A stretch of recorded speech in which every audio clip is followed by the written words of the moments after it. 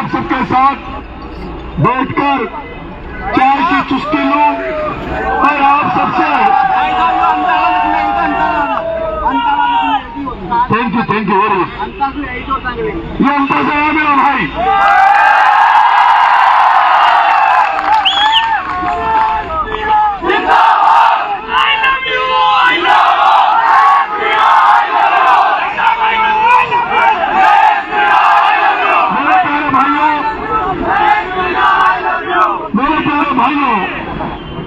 पिछले 25 साल से जब 1999 में जयपुर आया था और 2002 में पहला चुनाव लड़ा, तब से आप लोग आपके सीनियर भाइयों, मेरे बड़े भाइयों ने और मेरे छोटे भाइयों ने लगातार मुझे प्यार देते रहे।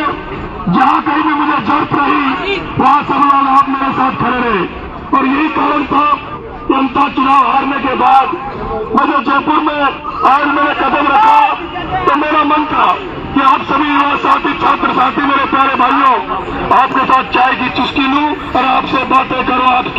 आपसे कोई कमी रह गई तो कमी के बाद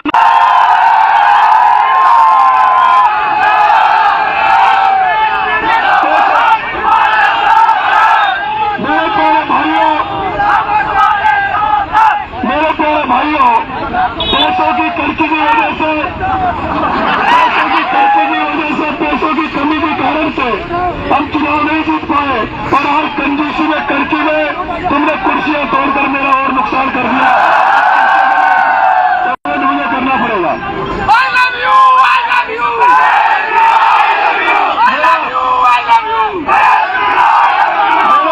मेरा एक भाई कह रहा है भाई साहब टोना भीम से लो। टोना भीम से कितने लोग लेना चाहते हैं?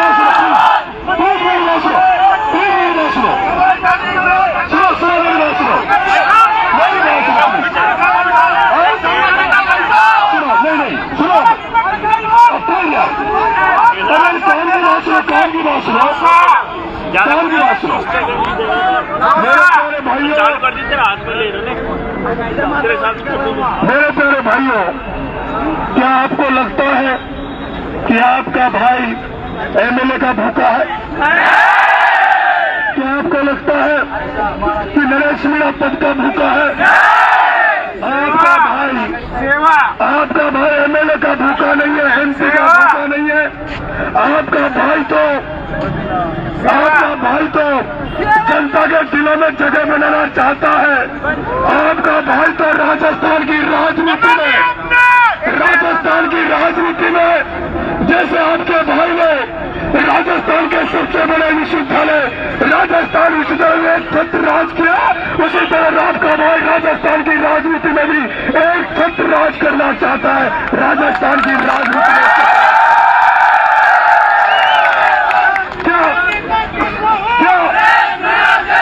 क्या मेरे भाइयों,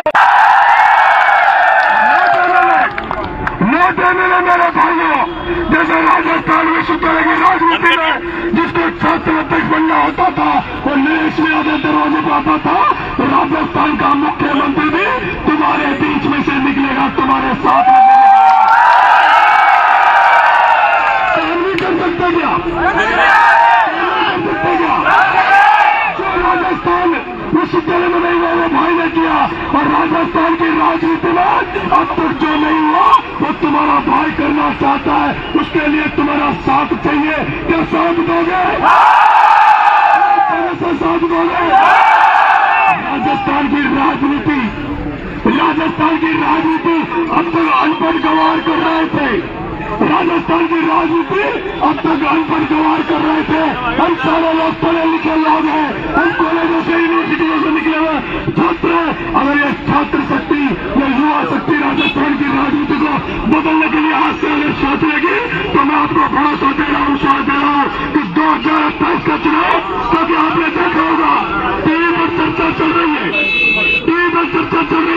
बड़े बड़े राजनीतिज्ञ चर्चा कर रहे हैं कि अंतर का चुनाव साधारण चुनाव नहीं था, अंतर का चुनाव भी 2028 का चुनाव था, जहां अंतर के चुनाव में बीजेपी और कांग्रेस ने मिलकर एक आगे को हराया है।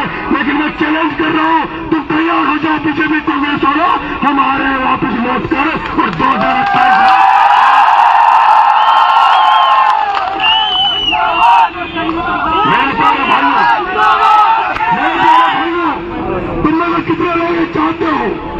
कितने लोग चाहते हो कि नरेश में ऐसा प्रयास करे जिसमें हनुमान बेनीवाल, चंद्रशेखर आजाद, राजकुमार राउत, अखिलेश यादव, अरविंद केजरीवाल, इन सारे लोगों को एक टेबल पर बैठाकर और राजस्थान की राजनीति बदल देंगे। क्या अगर ये सारे लोग, चाहे जितने भी लोग विपक्ष में है, अगर सारे लोग राजस्थान की राजनीति में एक साथ एक मंच पर आ जाए तो क्या राजस्थान की राजनीति नहीं बदल सकती? नहीं बदल सकती क्या? और मैं कह रहा हूं, जिस दिन राजस्थान की राजनीति बदल गई, जिस दिन ये बैग लेकर, ये करोड़ों रुपए ले लेकर जो टिकट लेके आते हैं, जो करोड़ों रुपए लेकर टिकट लेके आते हैं, जहां राजनीति इस तरह की हो गई कि कमजोर गरीबों के बच्चे जो राजनीति में अपना मुकाम बनाना चाहते हैं, जगह बनाना चाहते हैं, उनको जब तक जगह नहीं मिलेगी, जब तक वो तीसरा विकल्प राजस्थान में खड़ा नहीं होगा, तब तक नए लोगों को मौका नहीं मिलेगा। अगर आप चाहते हो, जिस तरह से ममता बनर्जी ने पश्चिम बंगाल में कर दिखाया, जिस तरह से मुलायम सिंह यादव ने कर दिखाया, लालू यादव ने कर दिखाया, अगर हम सारे लोग इकट्ठा होकर फिर से 2028 की रणनीति के लिए तैयारी करने लग जाओ, मैं वादा कर रहा हूं मेरे भाइयों कि नरेश मीणा चुनाव हारने के बाद भी नरेश मीणा को नींद नहीं आई। नरेश मीणा को 2028 दिख रहा, जैसे अर्जुन ने जिसे मछली की आंख देखी, उसी तरह तुम्हारे भाई को भी 2028 दिख रहा है। अगर तुमने साथ दे दिया और मैं कहना चाहता हूं मेरे भाइयों, कई लोग मुझे सलाह देते हैं कि आप फलाने जगह से बढ़ जाओ, उस जगह में चले जाओ। मैं आपसे वादा कर रहा हूं, कई लोग कहते हैं कि नरेश मीणा एक जगह पर चुनाव लड़ने जीत जाएगा। अरे मेरे भाइयों, 200 एमएलए घूम रहे, उन 200 एमएलए को कौन पूछ रहा है? तुम्हारा भाई तो हार गया, तो फिर 200 एमएलए से ज्यादा चर्चा तुम्हारे भाई की चर्चा, और इसलिए नहीं हो रही कि नरेश मीणा चुनाव हार गया। नरेश मीणा की चर्चा इसलिए हो रही है कि वो छबरा कॉन्स्टिट्यूंसी में चाहता है, 10 दिन तैयारी करता है, 45,000 वोट आता है। वो नरेश मीणा टोंक की धरती में चाहता है, 10 दिन में 60,000 वोट आता है। वो नरेश मीणा अंता की धरती में अकेला लड़ाई लड़ता है और 55,000 वोट ले जाता है। अगर नरेश मीणा के साथ चंद्रशेखर आजाद आ जाए, नरेश मीणा के साथ कांग्रेस आ जाए, नरेश मीणा के साथ हनुमान बेनीवाल आ जाए, नरेश मीणा के साथ अखिलेश यादव आ जाए, नरेश मीणा के साथ तेजस्वी यादव आ जाए, पूरे देश के सारे नेताओं को इकट्ठा कर दूंगा, पूरे देश के नेताओं को एक जगह पर ला दूंगा और इस कांग्रेस बीजेपी की दुकान को बंद कर दूंगा, जिन्होंने मिलकर मुझे हराने का काम किया। मेरे भाई,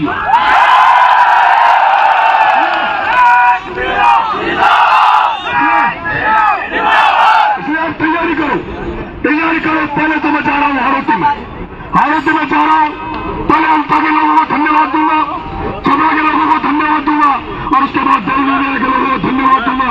उनकी समस्याएं लिखूंगा जो एमएलए बनकर नहीं कर पाया, बिना एमएलए बने इस राजस्थान की राजधानी इस राजनीति में ऐसा कर देगा तुम्हारा भाई, जो अभी तक हुआ नहीं होगा। लेकिन मेरे भाइयों, जो कईयों ने सपने देखे थे राजस्थान की राजनीति में, और लोग कहते हैं कि राजस्थान की राजनीति में थर्ड मोर्चा नहीं बन सकता। मैं अब तक कहना चाहता हूँ, अब तक राजस्थान की राजनीति में जितने भी प्रयोग हुए वो अकेले अकेले प्रयोग हुए। पहले डॉक्टर साहब ने अकेला प्रयोग किया, हनुमान बेनीवाल ने अकेला प्रयोग किया, घनश्याम तिवारी ने अकेला प्रयोग किया, कई लोगों ने अकेले अकेले प्रयोग किया। लेकिन जिस दिन सारे लोग एक जाजम पे आ जाएंगे, छात्र शक्ति, युवा शक्ति, किसान लोग एक जाजम पे आ जाएंगे, मैं आपको भरोसा दे रहा हूँ, हालातों को तो आजाद कराऊंगा ही कराऊंगा, लेकिन राजस्थान की राजनीति में वो बदलाव करके आपका भाई दिखाएगा, आपका भरोसा दे।